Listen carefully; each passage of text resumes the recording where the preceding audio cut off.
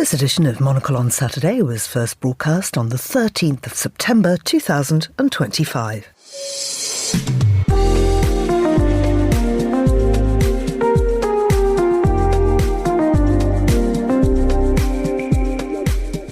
Hello, I'm Georgina Godwin, broadcasting to you live from Midori House in London. This is Monocle on Saturday. And coming up on today's programme, well, as usual, we'll have a look to the week's news and culture with author, screenwriter and broadcaster Yassmin Abdel-Magied. Then we'll hear how Amsterdam's glue design route is turning the city into a 4-day celebration of local creativity and talent. That's all ahead here on Monocle on Saturday. First, though, the news.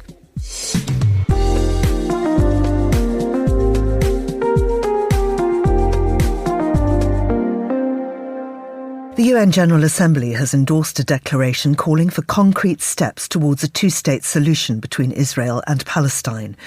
The United States and Israel boycotted the July conference that produced the plan, hosted by Saudi Arabia and France. NATO has unveiled new measures to reinforce Europe's eastern flank days after Poland shot down Russian drones in its airspace. Washington called the incident alarming and pledged to defend every inch of NATO territory, even as President Trump suggested the incursion could have been a mistake. The US, Saudi Arabia, the UAE and Egypt have called for a 3-month humanitarian truce in Sudan, followed by a permanent ceasefire and a 9-month transition to civilian rule. The warring army and paramilitary RSF have yet to respond as famine spreads and sanctions target Islamist figures backing the conflict. And in Nigeria, chef and influencer Hilda Baci has attempted a new Guinness World Record by cooking the world's biggest pot of jollof rice. Using thousands of kilos of rice, tomato paste and onions, her team produced nearly 23,000 litres of the dish for crowds in Lagos. Hello and welcome to Monocle on Saturday. I'm joined in the studio by Yassmin Abdel-Magied, who's an author, a screenwriter and a broadcaster. Are you also a fan of jollof rice? I am, although I will never enter the argument about whose jollof rice is better, Nigerian or Ghanaian. This is an argument that I will step far away from. I love them all. All the rice is fantastic. Would you eat it if it had been masticated? If you had a portion of 23,000 litres? It's kind of like the world's biggest wedding, like catering. You're like, I'll just have to roll with whatever. Yeah. Do you get the little bit that's sort of crusty at the bottom of the pan? I'm not sure. Now, Yassmin, you have got some very exciting news. Yes. So I showed you just before we came into the studio, actually. So the book covers for my new book, my first sort of literary fiction novel, have just dropped. I literally got them in my email inbox late last night, and the book is called At Sea. And they're calling it an eco thriller, an environmental thriller. It's about a woman who's a driller, and her boss comes by her house and says, hey, there's a disaster, there's something bad happening on that rig. I don't know what it is. You need to go out there, sort it out before it all blows up. And so she goes out. We follow her over the course of 3 days as she tries to figure out what's going on and tries to convince the men to listen to her in time. And so it's about being a woman in a male-dominated industry, but it's also about, like, how do you hold on to truth when everyone around you is sort of saying there's nothing to see here. So an allegory for our times, perhaps. It's called At Sea. Well, so here's the thing, though, is that you are an engineer. Yes, exactly. And, all the technical things that happen in the book are based on the Deepwater Horizon explosion that happened in the Gulf of Mexico. But a lot of the actual experiences of this woman on this rig is based off my own life experience, because I was a driller. I was an MWD specialist, and then I became a drilling engineer, and I worked on onshore and offshore. I sort of trained and worked in 4 different continents around the world. When I was very young, I started when I was 20. So yeah, I'd never read a novel that looked at life on the rig, and especially from the experience of a woman. And so I really wanted to bring that world to the page. Yeah, absolutely. How do you go from that to writing British soap operas? Yeah. Honestly, this is like my favorite pivot in life. The fact that I now write for Emmerdale. Do you know what? It's I don't know if I've ever shared this story on the program, but I was telling a man who's from Yorkshire. I was at a B&B somewhere in England, and I was like, I'm writing for Emmerdale. And he looked at me and he was like, but how does a woman from the edge of the Sahara end up on a TV show about Yorkshire. And I was like, I must be a good writer, right? I mean, because it's so specific to British culture. Yeah. And this, to be honest, it's kind of been delightful. I think there's something really fun in completely inhabiting, a world that is so unlike your own. In many ways, but actually, human dynamics are human dynamics. And so maybe the language people might use is slightly different, or maybe, the turns of phrase or the things that people eat. But ultimately, the dynamics between people are universal. And it's funny because people, in the literary world think that I have written about, cultural appropriation and how we should or shouldn't, who should or shouldn't write things. And people often think that my argument is that we shouldn't write experiences that are not our own.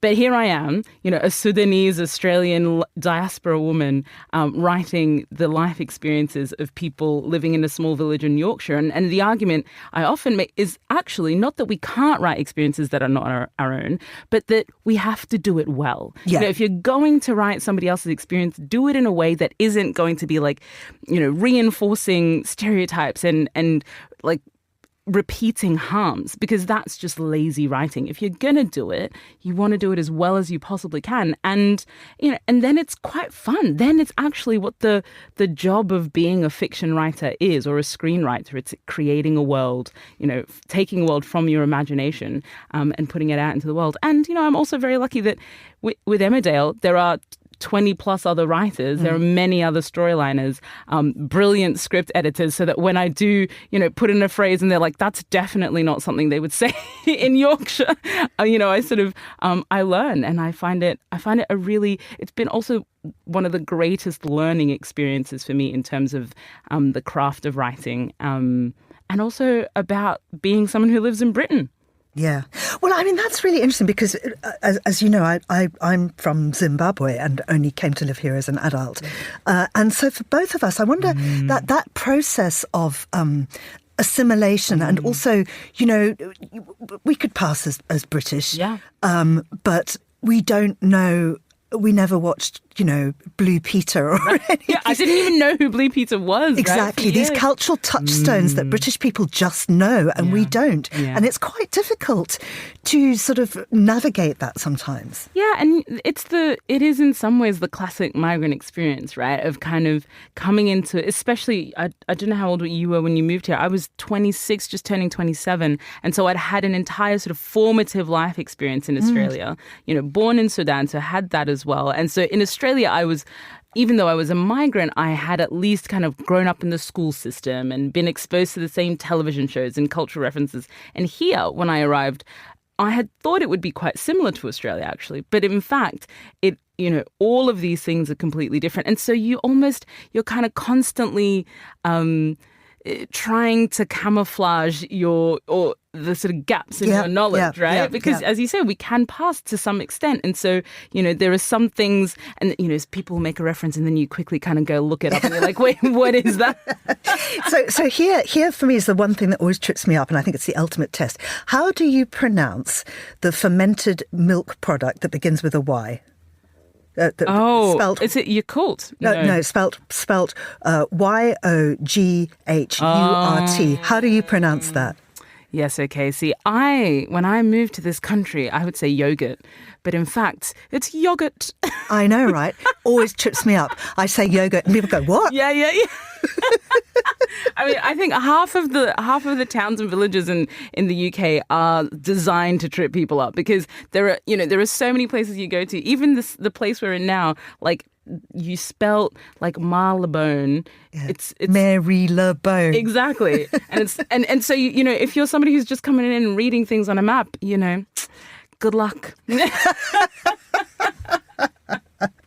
Oh dear. Listen, I really think we should have a look at World Affairs, don't you? I think so. I mean, of course, the front page news everywhere is Charlie Kirk and the fact that the person that shot him has now been arrested, apparently shopped by his father. I know. It's very awkward, right? Because the person in question, and he's a young man, he's a 22-year-old named Tyler Robinson. Yeah. Yes, and he I think he must have gone home after he shot Charlie Kirk and had mentioned it to his father, but had also said, I would rather, die before surrendering. And then his father called the youth pastor, a family friend, and then the youth pastor sort of called the police. And so it's a bit of a, the grass coming from your own family type situation. But it's also interesting because the family, apparently some of his family members are registered Republicans. It's not the sort of straightforward narrative that a lot on the far right or the right in the US have immediately kind of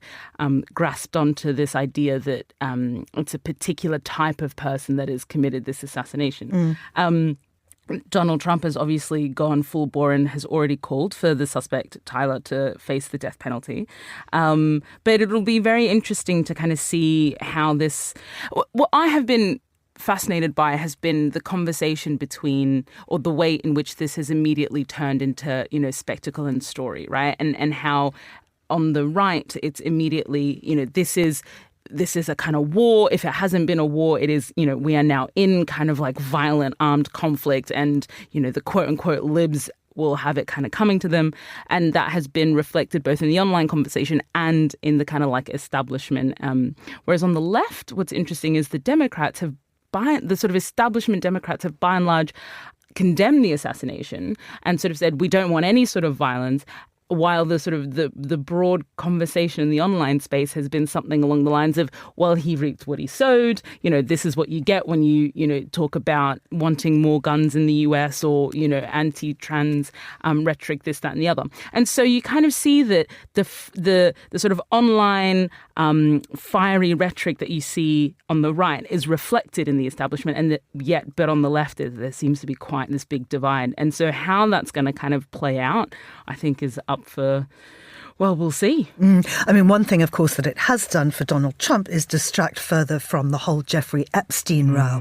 But I'm not sure for how long, because, of course, here in Britain, that's now taken front and centre position on our front pages, because it's led to the sacking of Peter Mandelson as the UK ambassador to Washington. So he's gone. And one of the things that this does is, it's a big problem for Keir Starmer. Papers are saying he must go. But B, it slightly leaves Donald Trump's state visit in a tricky position, because Mandelson organised all that. Trump is coming here this week. He's going to meet the King and Queen. He's going to meet Starmer, obviously. And it's going to be very difficult. It is going to be challenging. Donald Trump is not an easy leader to sort of receive, especially when there's lots of there's all sorts of things happening. Obviously, people, British folks will be interested in Donald Trump's position with respect to Ukraine, with respect to the war in Israel and Gaza. And so all of these sort of issues and conversations, and obviously the Jeffrey Epstein conversation that continues to kind of roll on. And so how Keir Starmer and his team are going to get through the state visit without causing an enormous kind of drama or offence to Donald Trump is going to be challenging. Politico has this interesting piece on how to survive a Trump state visit from people who've been there. And I think the UK, although it will be quite challenging for Keir Starmer because he doesn't have Mandelson here, who is the person who is also known as a bit of a Trump whisperer, what he does have is he has the monarchy, and the use of the monarchy. Trump loves pomp, he loves ceremony, he loves to kind of feel that he is, at the heart of all of this kind of important tradition. And so one of the things that they used last time for his last state visit was, you don't want to offend the Queen. Let's make sure we do everything right for the Queen. And so the hope, I think, is that they'll be able to use the King Charles, and events at Windsor Palace and so on in a similar way. I mean, just how difficult, though. And I mean, I understand that in politics and diplomacy, you've got to be pragmatic. But here is Starmer having sacked the ambassador for the very behaviour that Trump himself it's awkward. It's awkward, isn't it? It's deeply awkward, because also, are they ever going to bring it up? Is there ever going to be... It's this situation where I don't think Keir Starmer will ever be able to have that straight conversation with Donald Trump, but it is the conversation happening constantly around them. And as you say, it is what's happened with Charlie Kirk and so on is a bit of a distraction from the fact that, Trump's base is obsessed with this Jeffrey Epstein story. They're obsessed with the idea of releasing the list and all sorts of things. And so the fact that Donald Trump has been implicated so deeply in all this, and, you know, Peter Mandelson as well, and which is why he was sacked, means that I think Donald Trump will be trying to look for whatever way out of that, whatever way to kind of distract and move attention, because it is something that is a sort of an Achilles heel for his administration. Now, of course, one of the reasons that Starmer does not want to annoy Trump in any way is because of investment. And Trump is bringing some big investors along with him. So BlackRock wants to invest $700 million in UK data centres. So people from BlackRock are coming. And then we've also got big AI people. Sam Altman, OpenAI, all of this. This is interesting. I mean, I personally... it's a challenge because the UK is obviously trying to position itself as, you know, one of the big AI hubs, a place where you can come and invest in, and there'll be research and there'll be opportunity. That's something that they've been trying to, you know, from Rishi Sunak, that's been a thing that, you know, successive UK governments have been trying to do. So investments like BlackRock's $700 million in British data center infrastructure is key, because as we know, data centers are, you know, all of these large language models, all of these generative AI systems use huge amounts of data, and you need a place for those data centers to be. And where those data centers are physically located is important because, you know, the legislation and regulation around that is valuable. But also, you know, some American companies don't necessarily want their data centers to be in, you know, whether it's Albania or Estonia or China, whatever it might be, or Russia. Russia has loads. And so, you know, this is a key opportunity for the UK to kind of be setting itself up as a place where you can come, you can build your data center, and we'll be able to kind of look after it in a way that the American companies will appreciate and need. However, I do think there's something from the UK kind of taxpayer point of view that's interesting, because obviously, you know, like the NHS, the National Health Service here, there's been a deal done with Palantir, which is this big American company, to start using NHS data. And Palantir is a company that is also known for supporting the Immigration, Customs and Enforcement, ICE, groups over in the US, where they pull people off the street and deport them, or they send them to these prison camps in Ecuador and so on. And so I think that, and this is my personal view, I think that while the UK is really trying to push for these data centers and you know, working with Sam Altman and OpenAI and so on, I think there is a risk that we end up in hock to these American companies that actually have no accountability, right? And there's a question for Keir Starmer and the government on how do you kind of attract this infrastructure, attract this money, while also protecting your citizens. I don't know that we know the answer to that. Yeah, and of course AI really at the very centre of this. Now, there is one country that's taking AI even more seriously than either Britain, America, or indeed China, and that's Albania. Indeed. Albania has a new minister charged with handling public procurement that will be impervious to bribes, threats, any sort of attempts to curry favour. And that's because Delia is an AI-generated bot. So the newest minister in Albania is an AI-generated bot. And I just think this is a brilliant story, if anything else.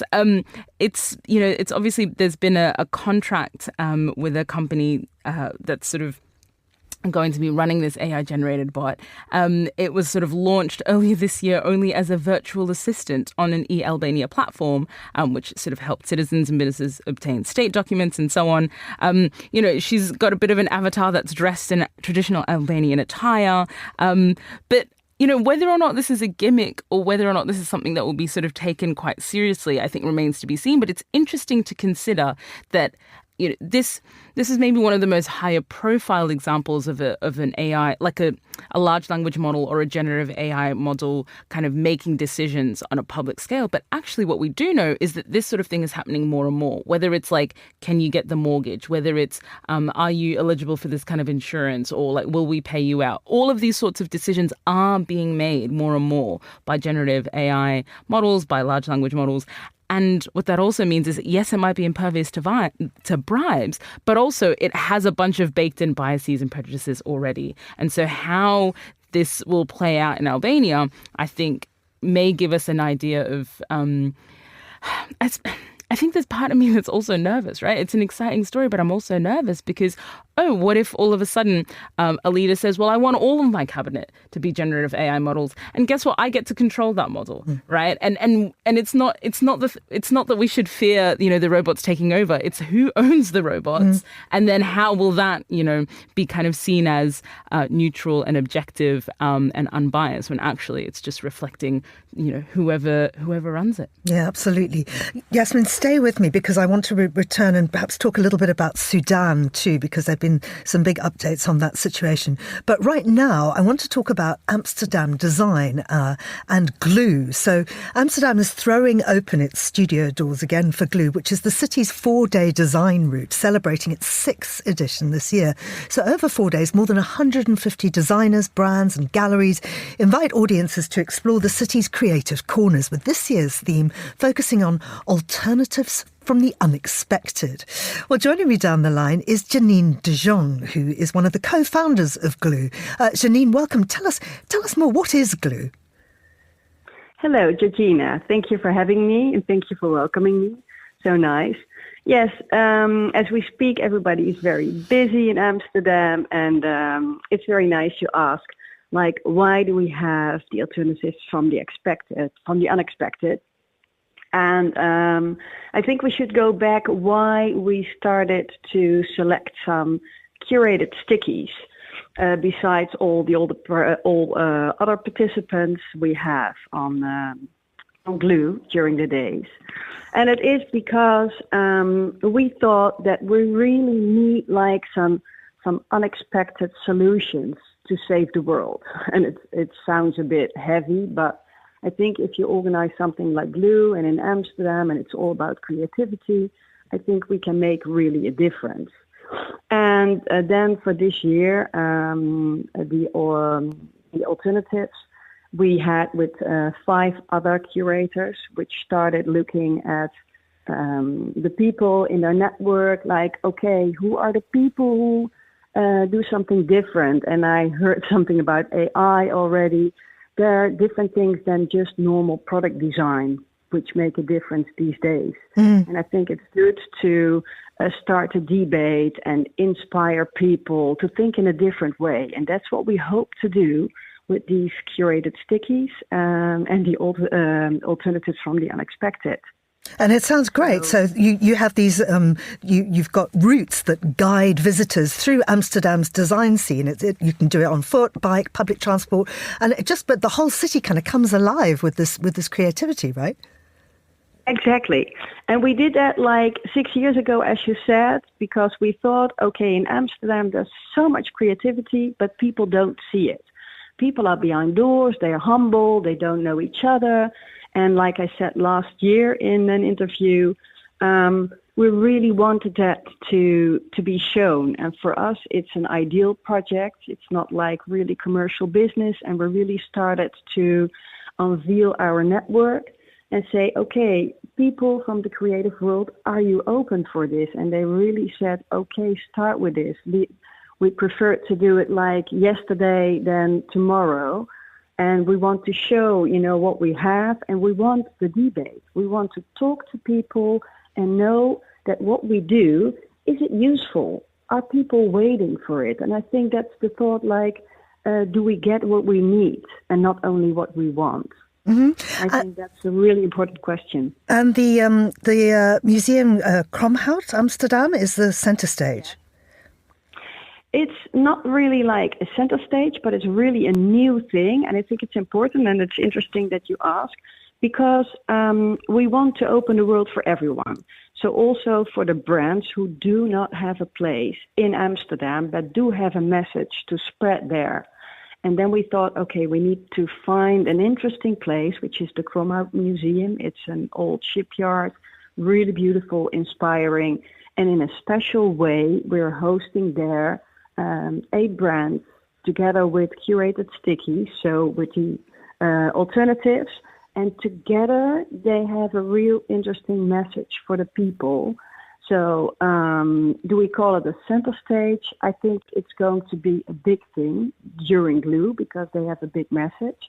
But yes, it's as important as all the other locations. Excellent. But it's really a nice new thing because every year we want to do something new. We need to surprise people. We don't want to bore them and say, okay, we go to one place and we know more or less what we're going to see. No, we will really want people to go to Amsterdam during the days of Glue and think, yes, I see something new again. I'm really inspired. I go and have a discussion with someone else who is there. We really want the discussions. We want the stories. We want people to talk to each other and not only email, just have a picture and share it. No, first see it yourself and discuss with people what you see. What do you think of it? Wonderful collaborative experience. It takes place between the 18th and the 21st of September. Janine, how can people find out more? Do you have a website? Yes, of course. You can go to glue.amsterdam and then you find our website where you find the map and the program. And either you go to the map and you see what routes you want to see.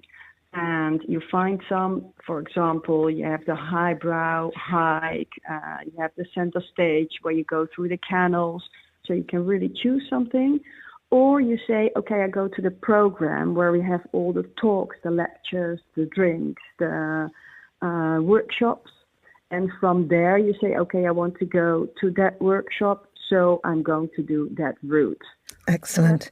Janine, thank you very much indeed. That's Janine de Jong there from Glue Amsterdam, and a wonderful celebration of creativity coming up in the city soon. Now, Yassmin is still with me, Yassmin Abdel-Magied. Yassmin, we very briefly touched on Sudan, and it's making the headlines today. We're talking about it in our own news bulletin because the UN has warned of catastrophic hunger there. The situation appears to be getting worse and worse. Yes, unfortunately. Across the country, the Sudan, there are many regions that are at risk of famine, and even sort of hitting the required criteria for famine has been difficult to confirm because obviously people are unable to access information on the ground and so on.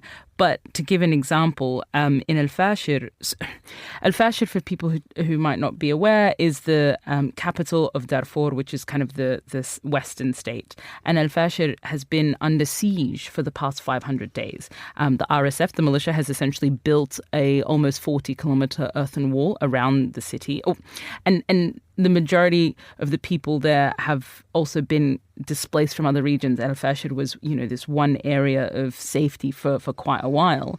And so you've kind of got hundreds of thousands of people under siege, have been completely unable to access water, food, fresh food, etc. Have been under bombardment for about almost 2 years now. And so that's an example of one of the areas where there is huge hunger and famine-like conditions officially. But across the country, you have almost 20 million, almost half the population in dire need of assistance. And because of the USAID cuts, which, have now, it seems like a long time ago that we heard about those cuts, but the impact of that is really being felt at the moment because about 40% of the funding to Sudan in terms of aid was coming from USAID, and also the World Food Programme and so on have also had to start to cut the amount of support that they can provide. And so not only is there this massive need and a growing need because, again, Sudan is a country that can technically feed itself, but because of